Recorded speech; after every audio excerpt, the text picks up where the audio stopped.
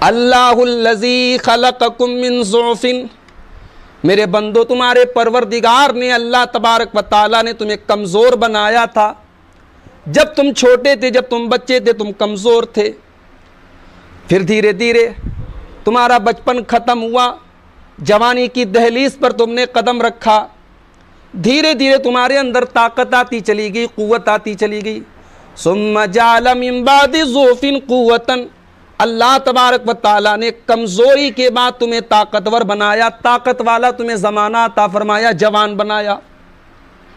تم جوان ہو گئے، جوش تمہارے اندر پیدا ہو گیا، تمہارے بدن میں طاقت پیدا ہو گئی.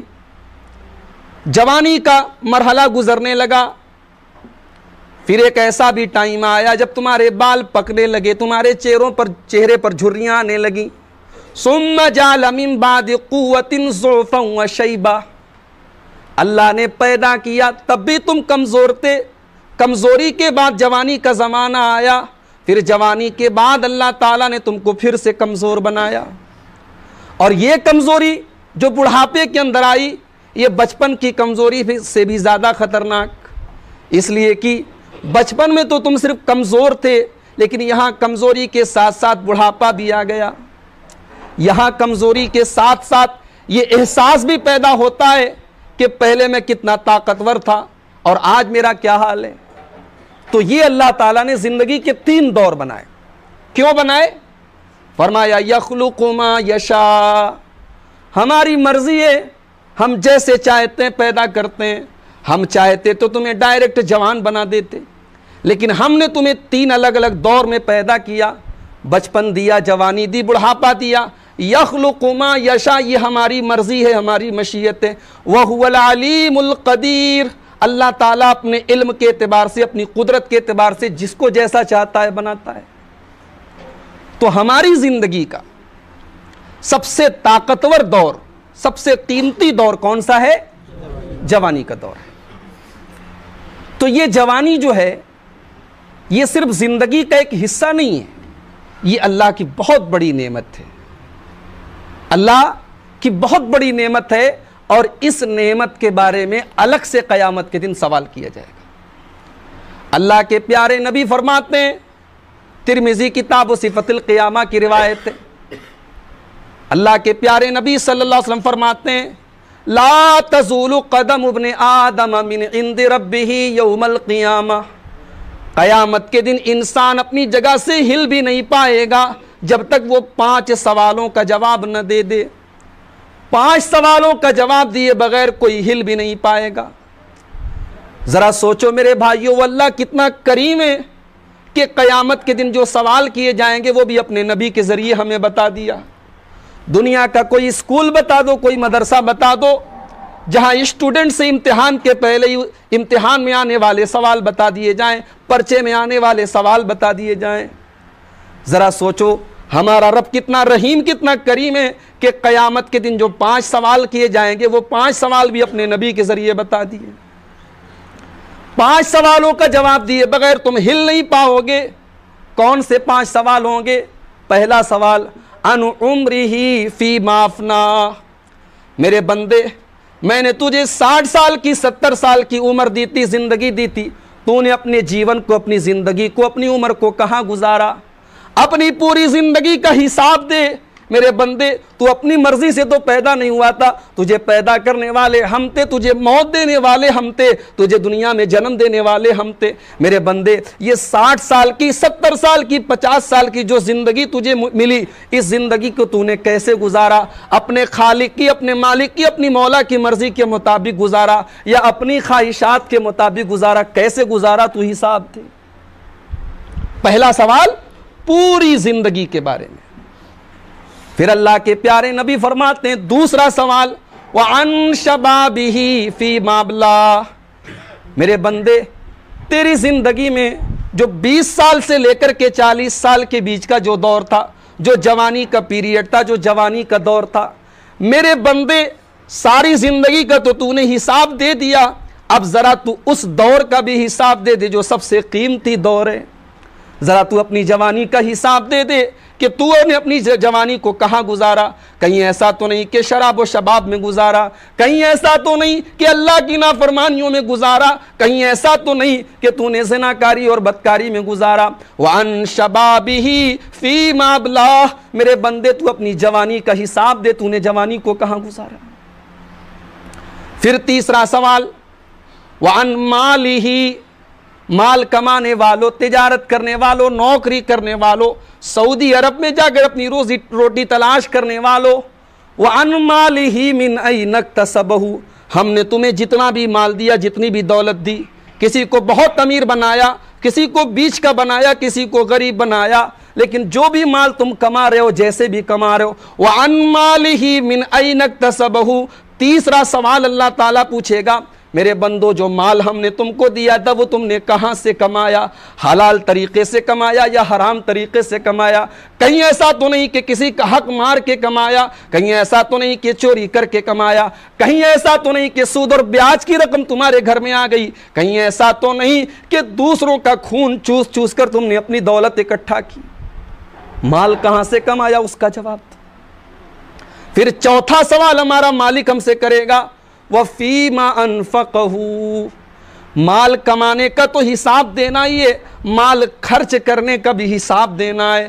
ایسا نہیں ہے کہ مال کما تو حلال طریقے سے رہیں اور خرچ جہاں چاہیں کر لیں. نہیں نہیں, کہاں مال تم نے اپنا خرچ کیا ہے, کہیں ایسا تو نہیں کہ حرام جگہوں پر تم نے اپنا مال خرچ کیا, کہیں ایسا تو نہیں کہ فضول خرچی کرتے رہے, کہیں ایسا تو نہیں کہ تمہارے پڑوسی, تمہارے گھر والے بھوکے مرتے رہے اور تم عیاشیاں کرتے رہے.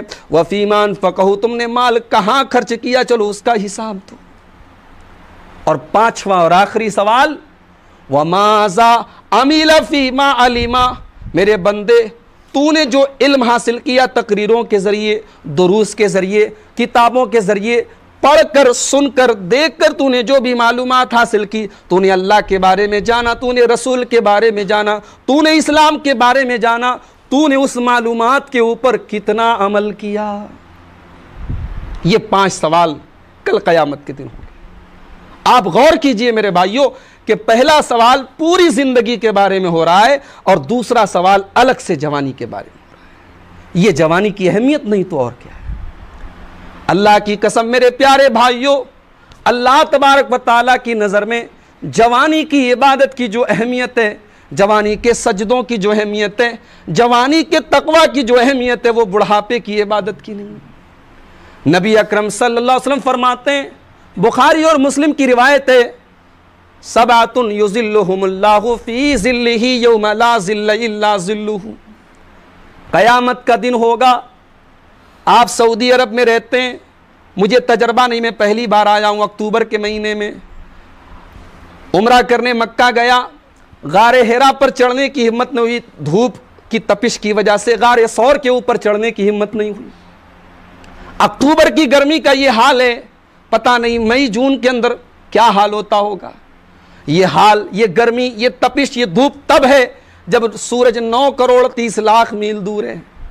میرے بھائیو ذرا غور کرو, ذرا سوچو, قیامت کے دن یہ سورج 9 کروڑ 30 لاکھ میل دور نہیں بلکہ صرف 1 میل کی دوری پر ہوگا. کیا حال ہوگا گرمی کا, کیا حال ہوگا دھوپ کا, کیا حال ہوگا تپش کا. نبی اکرم صلی اللہ علیہ وسلم فرماتے ہیں, قیامت کے دن کی اس گرمی سے اللہ تعالیٰ اپنے کچھ خوش نصیب بندوں کو بچائے گا. انہیں گرمی نہیں لگے گی, انہیں دھوپ نہیں لگے گی, انہیں اللہ تعالیٰ اپنے عرش کا سایہ عطا فرمائے گا. کون ہوں گے وہ خوش نصیب؟ نبی اکرم نے نام لے کے بتایا, وہ 7 طریقے کے لوگ ہوں گے. نمبر 1, الامام العادل, وہ امام, وہ خلیفہ, وہ بادشاہ, وہ حاکم جو انصاف کرتا ہو, جو ظلم نہ کرتا ہو, جو زیادتی نہ کرتا ہو, جو انصاف کرتا ہو اپنی رعایا کے ساتھ, اپنی حکومت کے ساتھ. اور دوسرے نمبر پر اللہ کے پیارے نبی نے کس کا نام لیا؟ میرے نوجوان ساتھیوں خوش ہو جاؤ, تمہارے نصیب کا کیا کہنا, اے میرے پیارے نوجوان بھائیوں تمہاری قسمت کا کیا کہنا. نبی اکرم فرماتے ہیں کہ کل قیامت کے دن اللہ تعالیٰ جن 7 لوگوں کو اپنے عرش کا سایہ دے گا اس میں دوسرے نمبر پر وشابن, تھوڑی بہت تو عربی آپ لوگ بھی جانتے ہوں گے یہاں رہتے. شابن کا مطلب کیا ہوتا ہے؟ جوان. وشاب نشا فی عبادت اللہ، وہ نوجوان جس کی جوانی اللہ کی عبادت میں گزری ہو، جس نے اپنی جوانی کا مقصد سمجھ لیا ہو، جس نے اپنی زندگی کا مقصد سمجھ لیا ہو، جس نے اپنی جوانی کو اللہ کی عبادت میں گزارا ہو۔ اور تیسرے نمبر پر اللہ کے پیارے نبی فرماتے ہیں وَرَجُلَانِ تَحَابَّا فِي اللَّهِ اجْتَمَعَا عَلَيْهِ وَتَفَرَّقَا عَلَيْهِ، اور تیسرے نمبر پر وہ آدمی ہوگا، دو لوگ ہوں گے، دونوں کے بیچ میں کوئی رشتہ نہیں ہوگا، ایک انڈیا کا ہوگا، ایک سعودی عرب کا ہوگا، ایک پاکستان کا ہوگا، ایک انڈیا کا ہوگا، کوئی رشتہ نہیں ہے، کوئی ریلیشن نہیں ہے، الگ الگ علاقوں کے رہنے والے، الگ الگ بولی بولنے والے ہیں، مگر توحید کی وجہ سے، ایک دین کے ماننے کی وجہ سے، ایک رسول پر ایمان رکھنے کی وجہ سے دونوں ایک دوسرے سے محبت کرتے۔ چلو اس سے کوئی رشتہ نہیں ہے، لیکن ہے تو اپنا مومن بھائی، ہے تو اپنا مسلمان بھائی، وہ تکلیف میں دیکھ نہیں پاؤں گا، وہ پریشانی میں دیکھ نہیں پاؤں گا۔ صرف اللہ کے کلمے کی بنیاد پر اگر دو لوگ ایک دوسرے سے محبت کرتے ہیں تو اللہ کے پیارے نبی فرماتے ہیں کہ ان دو محبت کرنے والوں کو بھی اللہ تعالیٰ اپنے عرش کا سایہ دے گا۔ نمبر 4 وَرَجُلٌ قَلْبُهُ مُعَلَّقٌ فِي الْمَسَاجِدِ، اور اللہ تعالیٰ اپنے عرش کا سایہ اس نوجوان کو بھی دے گا جس کا دل مسجد میں اٹکا ہو، جس کا دل نماز میں اٹکا ہو، جو نماز کے بارے میں ہمیشہ فکر میں رہتا ہو، جو ایک ٹائم کی نماز بھی جان بوجھ کر نہ چھوڑتا ہو، جو فجر کی نماز پڑھنے کے بعد پلان بناتا ہو کہ ظہر کی نماز میری چھوٹنے نہ پائے، جو ظہر پڑھ کے بستر پہ سوتا ہو تو یہ سوچ کر سوتا ہو کہ عصر کے پہلے مجھے اٹھ جانا ہے، جو عصر کی نماز پڑھ کے مغرب کا پلان بناتا ہو، جو عشاء کی نماز پڑھ کے سونے لگتا ہے تو فجر کے لیے اپنے موبائل کے اوپر الارم لگا کے سوتا ہے، جس کو نمازوں کی فکر ہے، جس کو نمازوں کی چنتا ہے، جس کو نماز کی فکر لگ جائے، اللہ کے نبی فرماتے کہ اس کو بھی اللہ تعالیٰ اپنے عرش کا سایہ دے گا۔ نمبر 5 وَرَجُلٌ دَعَتْهُ امْرَأَةٌ ذَاتُ مَنْصَبٍ وَجَمَالٍ فَقَالَ إِنِّي أَخَافُ اللَّهَ، اور اللہ تعالیٰ اپنے عرش کا سایہ اس انسان کو بھی دے گا جس کو کوئی خوبصورت عورت اور پیسے والی عورت گناہ کی دعوت دے، بدکاری کی دعوت دے، زناکاری کی دعوت دے، مگر وہ اللہ کا بندہ جذبات میں آ کے گناہ نہ کر بیٹھے، جوش میں آ کر کے گناہ نہ کر بیٹھے، شیطان کے بہکاوے میں آ کر کے گناہ نہ کر بیٹھے۔ خوبصورت عورت اور پیسے والی عورت بلا رہی ہے لیکن اللہ کا ڈر اس کے دل میں ایسا ہے، وہ اس کی دعوت کو ٹھکرا دیتا ہے، وہ کہتا ہے نہیں انی اخاف اللہ، میں اتنا بڑا گناہ نہیں کر سکتا، میں اپنے رب کو کیا جواب دوں گا، اپنے مالک کو کیا جواب دوں گا۔ جو اللہ سے ڈر جاتا ہے اور زنا سے اپنے آپ کو بچا لیتا ہے، اس نوجوان کو، اس باغیرت نوجوان کو، اس با کردار نوجوان کو بھی اللہ تعالیٰ اپنے عرش کا سایہ دیتا ہے۔ نمبر 6 وَرَجُلٌ تَصَدَّقَ بِصَدَقَةٍ فَأَخْفَاهَا، اور اللہ تعالیٰ اس بندے کو بھی اپنے عرش کا سایہ دیتا ہے جو دائیں ہاتھ سے صدقہ کرتا ہے تو بائیں ہاتھ کو بھی نہیں معلوم، یعنی اللہ کی راہ میں اتنا چپکے سے صدقہ کرتا ہے، اتنا دھیرے سے، اتنا پوشیدہ طریقے سے، اتنا سیکرٹ طریقے سے صدقہ کرتا ہے کہ کسی کو خبر بھی نہیں ہوتی۔ آج تو دیکھیں ہم لوگوں کے ہاں انڈیا پاکستان میں چندہ دیا جاتا ہے تو لاؤڈ اسپیکر میں باقاعدہ نام لے کے اعلان کروایا جاتا ہے، اور جب تک حاجی صاحب کا نام حاجی صاحب نہ پکارا جائے بیچارے وہ ناراض ہو جاتے ہیں کہ ہمارا نام نہیں بولا گیا۔ صدقہ ایسا ہو کہ جاڑے کا دن ہو، غریب بیچارہ فٹ پاتھ پہ سو رہا ہے، امیر آیا اپنی کار سے اترا، کمبل لا کے اڑا دیا، غریب کو پتہ بھی نہیں کہ کس نے مجھے کمبل اڑایا۔ یہ صدقہ اللہ کے یہاں اس کی بڑی اہمیت ہے۔